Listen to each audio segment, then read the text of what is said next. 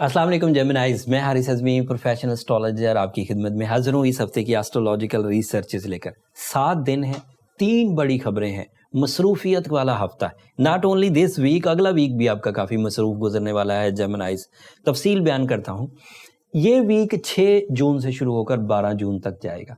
दूसरी जो पहली तब्दीली है वो 10 जून को आएगी, सूरज ग्रहण होएगा and sun is in your first house.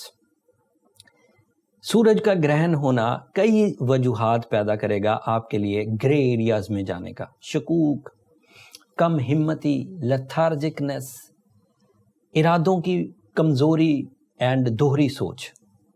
First house में थोड़ा पर्सनालिटी पर भी पिंच आता है, लोग आपके बारे में अज्यूमिंग गलत करते हैं ग्रहण के दिनों में।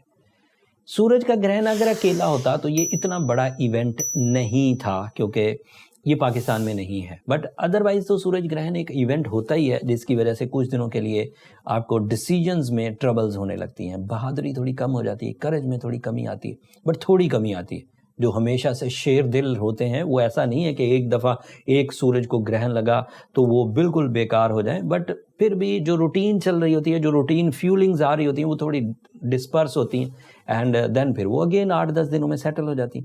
लेकिन खैर, जो लोग थोड़े पहले ही बुज़दिल या जुर्रत में कमी रखते थे या इरादों की कमज़ोरी का शिकार थे या गमगीन रहते थे, उनके लिए फिर ये इवेंट ट्रबल करते। अच्छा, ये हो गया एक इवेंट, और इस एक इवेंट की वजह से आपके 2 शोबों में कमज़ोरी आएगी। एक तो आपके फर्स्ट हाउस में, and otherwise it is representative of your third house, your family house, your surrounding, your friends, अजीज़ व अकारब।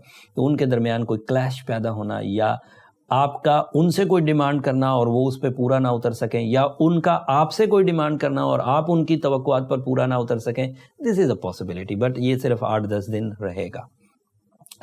सेम 10 तारीख को नया चांद भी हो जाएगा, लेकिन इस दफ़ा नया चांद आपके लिए कोई बड़े प्रॉब्लम्स या कोई बड़े फ़ायदे क्रिएट नहीं कर सकेगा। बट एक टेक्निकल बात यहाँ ज़रूर जिक्र कर दूँ जेमिनाइज, जब पूरा चांद था और उसने हमें बहुत फ्यूल देना था 26 मई को, उस दिन उसे ग्रहण था, तो इसका मतलब है उसने भरपूर फ्यूल नहीं दिया होगा।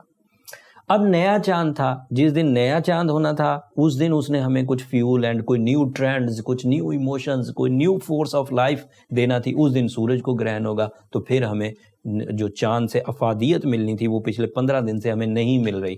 फुल मून पे भी नहीं मिली, अब न्यू मून पे भी नहीं मिलेगी। तो that means there is a little dryness in your emotions, all type of emotion, चाहे लव इमोशंस हों, कैरियर इमोशंस हों, कोई दिलचस्पी के अमूर हों, खाना पीना, सेहत, तंदुरुस्ती, इनमें कुछ कमी आ सकती है। जज्बाती कैफियत में ये डिजास्टरिंग नहीं होता, लेकिन ये प्लेजरलेस होता है, ये खुशगवार तब्दीलियां नहीं आने देता।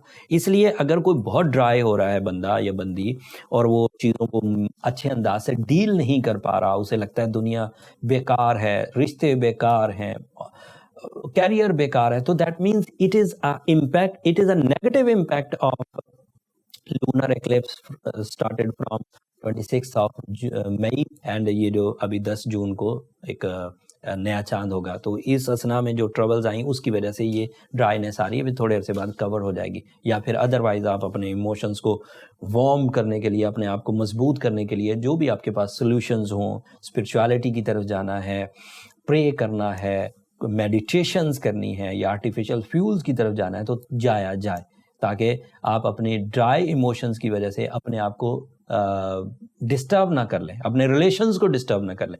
तो ये दूसरा इवेंट था। बट अब तीसरा इवेंट मेरे पास जो है, जो मैंने आपको बयान करना है, वो काफ़ी प्रोडक्टिव है आपके लिए। मार्स नाम का एक प्लैनेट है, the planet of courage, the planet of physical strength, the planet of competitions, the planet of property, the planet of force. ये आपके थर्ड एंगल पर आने लगा है, and that is so positive angle for Geminis. Third angle ल्यू angle है। ये Mars जो है ये आतिशी नेचर का एक प्लैनेट है, fire nature planet, and third angle is fire nature angle, वो ल्यू हाउस कहलाता है। वहां पर आपके इरादे बहुत मजबूत होंगे। अकेला सूरज ग्रहण आपको इतना तंग नहीं कर सकता था, मरकरी की रेट्रोग्रेशन की वजह से ज़्यादा तंगी आई, जो 30 तारीख को मरकरी रेट्रोग्रेड हुआ, 23 मई को सैटर्न रेट्रोग्रेड हुआ, अब जुपिटर भी रेट्रोग्रेड हो जाएगा 20 जून को, अगले हफ्ते, वो तफसील अगले हफ्ते बयान करूंगा। तो जब एक इवेंट दीगर इवेंट के साथ मिल जाता है तो ये एक बड़ा ब्लास्ट हो सकता था। But Mars is your oxygen, Mars is your profit, respect, third house में ये बहुत सारी कमियों को दूर कर देगा।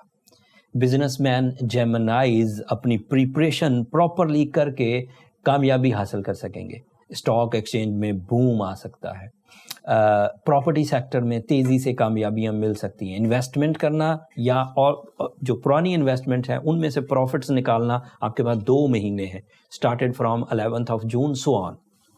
हर तरह की property, agricultural property, construction material, real estate, बनी हुई प्रॉपर्टी का सेल करना, बनाकर सेल करना, ऑल पॉसिबल। लेन देन करना, डिस्प्यूटेड प्रॉपर्टीज को रिजॉल्व करना, ये सब हो पाएगा। कंपटीशंस को विन करना, मुकदमात में कामयाबी हासिल करना, लाइबिलिटीज को रिपेयर कर पाना। मार्स एक अकेला इतने एडवांटेजेस आपको डायरेक्टली दे रहा है।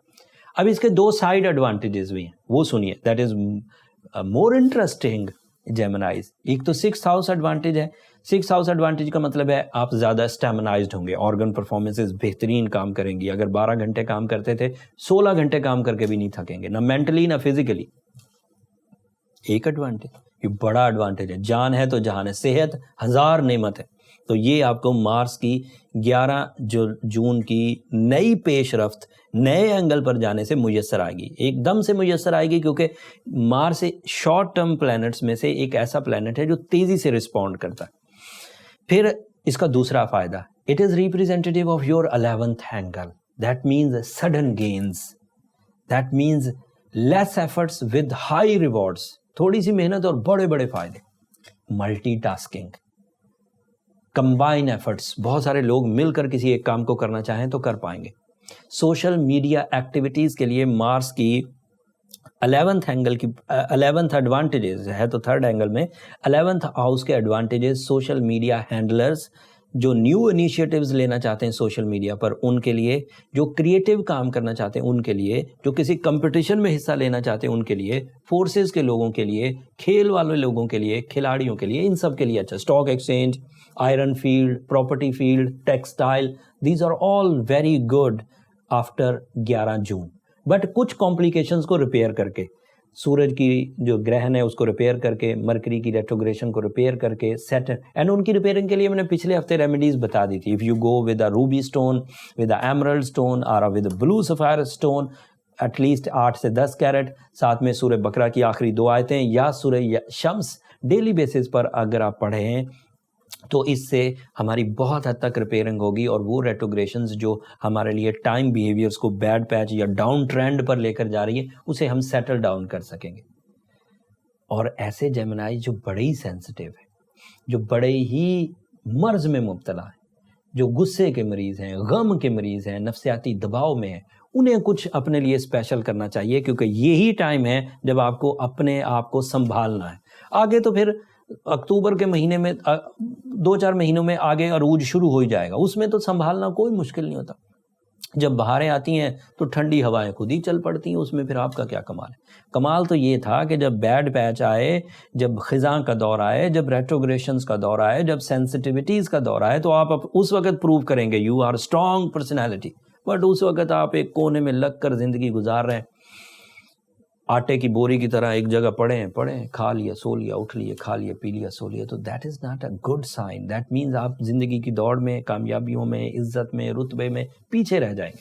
उस फैक्टर को ओवरकम करने के लिए आर्टिफिशियली अपने आप को फ्यूल किया जा सकता है। आर्टिफिशियल फ्यूलिंग में ब्लू सफायर, एमरल्ड, रूबी, ये बेहतरीन स्टोन्स हैं। बट फिर भी अगर ये सब कर लिया है, फिर भी कवर नहीं हो रहे, तो then the next step, the next treatment step is कि आपको अपनी पर्सनल डायग्नोसिस के लिए बर्थ चार्ट की तरफ जाना चाहिए। उसके लिए ये नंबर नीचे चलते रहते हैं, आप इन पर रब्ता करके अपनी पर्सनल डिस्कशंस, पर्सनल महरूमियाँ, परेशानियाँ डिस्कस कर सकते हैं। बट वो फ्री फोरम नहीं है जेमिनाइज, होपफुली आप इस बात को अंडरस्टैंड करेंगे। अगले हफ्ते का क्लू देकर जा रहा हूँ। अगले हफ्ते एज यू नो 16 तारीख से सो ऑन जो वीक आएगा, उसमें सूरज हर दफ़ा 20 तारीख के करीब अपना हाउस बदलता है। इस दफ़ा जुपिटर रेट्रोग्रेड हो जाएगा, ये उसकी एनुअल रेट्रोग्रेशन है। उससे आपकी ज़ात पर, आपकी लक पर, आपकी सक्सेसेस पर, आपके फेम पर, आपकी लर्निंग एबिलिटी, आपकी स्टूडेंट एक्टिविटीज़ पर क्या असर आएगा, वो तफसील अगले हफ्ते बयान करूँगा। अगले हफ्ते वाली वीडियो मिस करने वाली नहीं है जेमिनाइज। होपफुली आप अगले हफ्ते वाली वीडियो ध्यान से देखेंगे। अब आखिर पर मेरी 2 दरख्वास्तें हमेशा की तरह। अगर मेरा ये रिसर्चेस बर वक्त आपकी खिदमत में पेश करना आपके किसी काम आ रहा हो, आपको सोलर इवेंट्स जो आसमानों पर हो रहे हैं समझ आ रहे हो, उनका इम्पैक्ट दुनिया में किस तरह जिंदगियों पर होता है समझ आ रहा हो, और उससे आप बेनिफिट्स ले रहे हो, तो उसके बदले हमें सिर्फ अपनी दुआओं में याद रखिए। आपकी दुआएं न सिर्फ हमारे लिए इस दुनिया का बल्कि आखिरत का सबसे कीमती सरमाया। चैनल को ज़रूर सब्सक्राइब कर लीजिएगा। आपकी सब्सक्रिप्शन बहरहाल हमारी हौसला अफजाई है। आपकी इसी सब्सक्रिप्शन वाली मोहब्बत की वजह से हम पाकिस्तान में नंबर 1 एस्ट्रोलॉजी फोरम रन कर रहे हैं। इससे मेरी टीम के हौसले में भी बहुत इजाफा होता है। एंड आपकी ये मोहब्बत अगर इसी तरह चलती रही तो हमारा पैशन भी, हमारा जज्बा भी आगे से आगे मज़ीद बढ़ेगा। उम्मीद करता हूँ आप हमारी हौसला अफजाई ज़रूर करेंगे। अगले हफ्ते तक के लिए भी इजाज़त दीजिए। अल्लाह ने के बाद।